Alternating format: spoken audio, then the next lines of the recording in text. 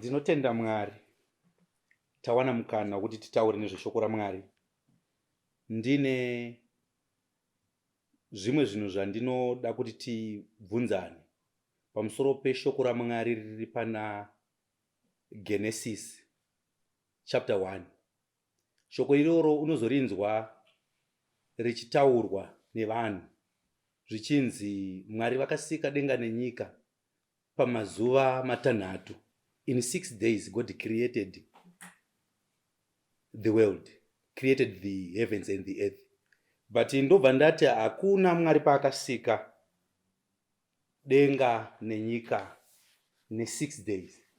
Handibvumirani nepfungwa yekuti Mwari vakatora 6 days kusika denga nenyika. Kwete nekuti ndinopikisana neshoko raMwari, ndinopikisana nevanofunga kudaro nekuti havazvitori mushoko raMwari. Mushoko raMwari hapana pakanzi Mwari vakasika ne6 days. Tikaverenga bhaibheri redu kuna Genesis chapter 1. Genesis chapter 1. Kunyatsotanga chaiwo pana Genesis chapter 1 kubva pavhesi ya 1. Tatiende pavhesi ya 1. Bhaibheri riri kuti, shona yedu iri kuti pakutanga Mwari akasika denga nenyika. English inenge ichiti in the beginning God created the heavens and the earth. Handizozive kuti pfungwa yekuti tinoti in 6 days inobvepi. Tikangoti Mwari vakasika in 6 days, tatovabvisa umwari hwavo. Havasisiri Mwari kana vakuda 6 days kuti vasike. Nekuti bhaibheri ranyatsotaura kuti pakutanga harina kuti in 6 days. Creation yakaitwa pakutanga. Yakaitwa pamazuva mangani, hazvina mazuva. Zvakaitwa pakutanga. Akazviita pakutanga nguva isati yapo. Kwanga kusina zuva, kwanga kusina masondo, kwanga kusina maawa, kwanga kusati kwaane nguva. Akasika pakutanga. Asi ndinoziva kuti confusion inobvapi? Inobva pavhesi ya2 zvichienda kumberi. Bhaibheri parinozoti nyika yakanga isina kugadzirwa, isina chinhu, rima rakanga riripo pamusoro pemvura yakadzika, mweya waMwari wakanga uchigara pamusoro pemvura. Verse 3, Mwari akati chiedza ngachivepo, chiedza chikavepo. Munhu ari kubva atofunga kuti chiedza ngachivepo, chiedza chikavepo, Mwari ndo pavari kusika chiedza. Iwo matauriro acho unotonzwa achiti let there be. Haisi nyaya yecreation, inyaya yekupa mukana chiedza kuti chimanifeste. Kureva kuti chiedza changa chakavharirwa nerima, asi chiedza chaiveko hacho. Saka zvandiri kutaura zvinoda kubatsirei kuupenyu hwemunhu. Nekuti haisi nyaya yekuti tingopikisana kuti aiwa vanoparidza vachiti zvakati vari kutadza, vanoparidza vachiti zvakati havasi kutaura zvine. Nyaya iri pakuti zvandiri kutaura zvoda kuti batsirei inini. Chiedza zvachanga chiripo changa chakavharirwa nerima, asi chiripo zvacho. Mwari vachida kuona chiedza vanga vasingachioni nekuti rima rakanga ririko. Chiedza changa chasikwa kare asi chisingaoneki nekuda kwerima. Rima racho rakanga rabvepi? Rakanga rasikwazve. Kune vamwe vanoti zverima rakanga risina kusikwa naMwari. Aiwa, rima rakanga rasikwa naMwari. Ndichakuratidza pamberi patiri kuteera. Asi rikandimbokuudza kuti Mwari vachisika denga nenyika vakatosika chiedza chirimo munyika, asi nyika yakanga ine rima. Nyika ine rima vakatozoita kuti chiedza chimanifeste. Zvichireva kuti Mwari vachisika zvinhu havana kusika vobva vagumira panzira. Vaitoziva kuti panyika pachadiwa chiedza vobva vaisa chiedza munyika. Vaisa chiedza munyika, chiedza chaingomirira kupuhwa mukana wekumanifesta. Kazhinji muupenyu zvakanaka zvinonetsa kumanifesta kana ukasazvipa mukana. Mwari vachisika munhu vakatomusika ari ready, ari prepared. Munhu akatosikwa akakwana for his tomorrow. Vanhu vazhinji vanonamatira kuti dai Mwari mandibatsira. dai upenyu hwangu wazodai, dai upenyu hwangu wazodai. Ndinoda kukumbira kumunhu wese ari kuniteerera nhasi kuti zviri kukunetsa muupenyu haisi mhosva yaMwari. Zvauri kuchema nazvo Mwari havana mhosva pazviri. Usazvikumbire kubva kuna Mwari. Munamato wokunamata tichichema, tichipfugama, tichikumbira dai Mwari mandibatsire, munamato uya ndo minamato inokonzera kuti Mwari vasatidayire. Nekuti hausi kufanira kunamata kuna Mwari kuti upenyu hwako huve zvaunoda. Asi ndiri kufanira kuita sei? Uri kufanira kutsvaga kuti chii chakaiswa naMwari mandiri chisati chakumanifesta. Zviri kukonzera kuti pave nerima muupenyu hwangu. Rima riri muupenyu hwangu riri kubvepi? Rima riri muupenyu hwangu riri kubvepi? Kureva kuti Mwari vakasika rima here chete? Havana kusika rima chete, vakasika rima nechiedza. Chiedza chine nguva yacho achinofanira kumanifesta. Rima rine nguva yaro yarinofanira kumanifesta. Asi rima rakanga rine simba kuchiedza kusvika Mwari vazoti let there be light. Ukaverenga uchaona kuti tinonzwa Mwari vachizoti, Mwari vakazoti mvura ngaiungane. Mvura pairi kuungana, tiri kuona land ichibuda pachena, earth yakubuda pachena. Vanhu tobva tafunga kuti that is the creation of the earth. Earth haisi kucreatwa apa, asi kuti earth iri kumanifesta apa. Saka pa 6 days Mwari vakaitei? Mwari vaiorganiza creation yavo. Mwari vanga vacreata kare, vaiorganiza. But chii chavakazoita pamunhu manje? Pamunhu vakabva vasika, vobva vainvesta your own future mauri. Ndosika uchiona kuti kana iwewe mwana achiberekwa, ano zvaanoberekwa asina, hazvizonamatirwi kuna Mwari kuti zvioneke. Vamwe vana vanoberekwa vasina vhudzi, hamuitire kunamatira kuti rimere. Rinomera nekuti ririmo mukati, rine time yaro yekumanifesta. Unoziva here kuti unogona kuona zai rehuku, wogoribata kudai, haungazive kuti iri ijongwe, haungazive kuti iyi isheche, ari mazai. Asi zai rimwe nerimwe, huku inonzi jongwe, yakaberekwa iri jongwe kubva muzai. Cheche yakanga iri sheche kubva muzai. But zvazvinoita ndezvekuti unozoti zvinofanira kumanifesta.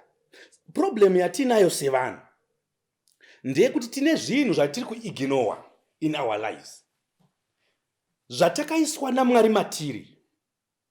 God has already invested in us, our future, our tomorrow. Yet we are going back to Him, crying to Him, asking for His help. Instead yekuti tingodzokera kucreation, kuti how did God created me? Saka izvo ndoziva sei kuti Mwari vakandisika sei, ndo mubvunzo uripo. Unozvitarisa iwewe, woziva chinhu chaunogona, woziva chinhu chaunofarira, wobva watera chinhu ichocho, ndo ramangwana rako. Kana chinhu ichocho chisingarwisani nekuda kwaMwari, zvikureva kuti chakaiswa imo muna Mwari.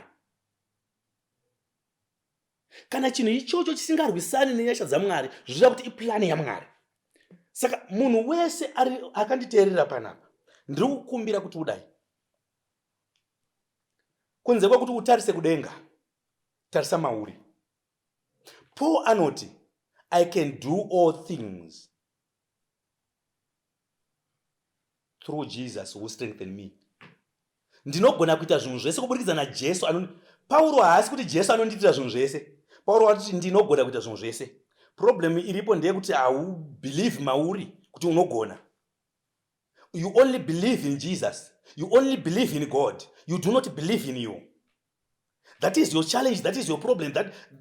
That's why you are who you are today. You don't believe in you. Dzidza kutarisa mauri woziva kuti ndinokwanisa kuita chimwe chinhu. Pauro anoti ndinoita, iye ndiye anoita. Asi kana achinge achiita, anenge achivimba naMwari. Pauro haasi kukumbira kuna Mwari kuti amuitire zvinhu. Anoita ndiye achivimba naMwari. Handisi kurambidza vanhu kuvimba naMwari, ndikurambidza vanhu kuchema kuna Mwari. Iye Mwari akatoinvesta kare zvauri kuchemera zvacho mauri. Adam is lonely today. Nenyaya yekuti haana kutamba naye, because Eva haasi visible. Asi Eva waari kuda kuuyuka haasi Eva ari kuzosikwa. Ndi Eva akasikwa ari muna Adamu. Mwari vachisika Adamu naEva vakasikwa zuva rimwe chete panguva imwe chete. Anga ari visible ndi Adamu. Adamu ari kuda kutamba naye, ari kuda kutaura naye. Haana kutamba naye, haana kutaura naye. Aripi ari maari. Do you know kuti success yauri kuda iri mauri? Do you know that greatness yauri kuda iri mauri? Victory yauri kuchemera iri mauri? Mwari vakatoisa mauri, havana vachisika vakasika zvinhu zviri mauri zvese. Chauri kungoda iwe is to uncover. Mwari vachibvisa mvura, vachiiunganidza ichienda kumakungwa. Land ndo pairi kubuda, earth ndo pairi kubuda, ndo patiri kuona nyika. Chii chakuita kuti nyika ionekwe? Nyika haisi kusikwa. Nyika haisi kusikwa. Asi kuti chiri kuitika panapa ndechekuti pane chaitwa uncover. Rega ndikutaurire kuti iroro basa risiri raMwari kana basa iro rarako kuti uzive kuti chii chinodzivirira success yangu, chii chinodzivirira greatness yangu, chii chinovharidzira prosperity yangu, chii chinonditadzisa kusvika kure. Sei ndisiri kukwanisa kumhanya nespeed yandandifanira kumhanya nayo? Why am I so slow in my things? Discover your weakness and uncover it. Wabva wabvisa chiri kukutadzisa kuti uone zvinhu zviri mauri. Mwari vasika ndo pavanouya vachiti iyo nyika iyi ngaiburitse zviri mairi. Ngapabude miti, miti haisi kusikwa, miti iri kubuda kubva muvhu rakasikwa. Miti yakasikwa asi haisi kukwanisa kubuda kusvika paita word. Do you know kuti unoda madeclarations muupenyu hwako kuti whatever is in you chinomanifesta? Uri kuda madeclarations aunoita nemuromo wako kuti chaunobhilivha kuti unogona, kwaunobhilivha kuti unosvika, zvaunobhilivha kuti uchave, kuti zviitike. Uri kuda madeclarations aunoita iwewe. My brothers, hama dzangu, ngatitarisei Ishe Jesu. Ishe Jesu vanoona kuti vanhu vane nzara. Vaona kuti vanhu vane nzara. Havana kunamata kuna Mwari kuti vape vanhu chekudya. Vamwe munogona kufunga kuti ndarasika, asi rega titsanangure zvakanaka. Havana kunamata kuna Mwari kuti avape vanhu zvekudya. Akagarisa vanhu pasi. Akatanga abvunza kuti pane chekudya here, obva apuwa zvingwa 5 nehove 2, obva agarisa vanhu. Paangoona kushoma, akutogarisa vanhu pasi. Paangoona pekutangira, akutoita put things in order. Akutoti imi garai muri 12 5 12 akutovagadzika zvaanoda in his order nekuti awana pekutangira. But problem inondirwadza ndeyekuti ndogona kuwana pekutangira ini semunhu, but still ndochemera kuna Mwari kuti Mwari andipe aitse zvinhu muorder muupenyu hwangu. Indatomboona pekutangira. Jesu achingowana pekutangira akabva agadzika vanhu vaungana, garai apa, imi garai apa. Akutarisa kuna Mwari, haasi kukumbira kuti chingwa chiwedzerwe, ari kutenda Mwari.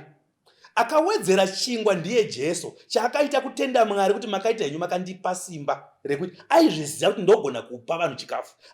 Haivaunganidza asingazive kuti chikafu chinowedzera here. Aitoziva kuti anozvigona, aiziva kuti zviri maari, aiziva capability yainayo. Unofanira kuziva capability yako. Ukangoziva, don't doubt yourself. Problem yedu ndeye kuzvidhauta. Mwari vakapedza basa ravo. Ngatisirege kuramba tichivanetsa kuti varambe vachita rimwe basa. Vakapedza basa ravo kare. Ini rangu basa nderekutarisa zvakaitwa naMwari mandiri, then ndoita kuti zvive unto existence. Zvirege kungove zvinhu zvakaitwa zvokuti rimwe ukazoziva rimwe zuva kuti wakanga uchifanira kunge uchitonga nzvimbo yakakura sei, waifanira kunge une makambani akaita sei, waifanira kunge uchibatsira nherera dzakaita sei, waifanira kunge wakasimudzira vanhu vakawanda sei, asi usina, iwe waitochemera kusimudzirwa nenyaya yekuti hauna kutarisa mauri kuti munei. hauna kutarisa mauri kuti munei. Tarisa mauri mune chakaiswa naMwari. Kufunga kuti nyika isina miti ine miti mairi. Kufunga kuti gungwa risina hove rakaiswa hove mariri. Mwari obva ati ndosika munhu ane mufananidzo wangu, ane likeness yangu. Chii chiri kudiwa naMwari ndechekuti sezvandakaita kunyika kuti zvinhu zvimanifeste, munhu iye anofanira kutozviitawo maari. Mwari haana kusika nemazuva 6, akaarenja nemazuva 6, akasika ne1 day, and akasika zvese. Sorry, not ne1 day, akasika pakutanga, akasika zvese. Haana chaakazoti ichi akusika mangwana. Haana chakazoti ichi achasika. Hapana chaachazokupa mangwana, akakupa zvese. Ndo pane message yangu. Haasi kuzokupa mangwana, akakupa zvese. Marriage haasi kuzokupa mangwana, wakasara ubereko wane marriage yako. Wakasara uberekwa wane imba yako. Wakasara uberekwa wane zvese zvaunoda. Saka ndoda kuti hama dzangu mungoziva kuti zvese zvaunoda zviri mamuri. Zvese zvamunoda zviri mamuri. Mwari vakuitirei zvakanaka. Shoko iri richizokubatsirai muupenyu. Muzita raJesu, amen.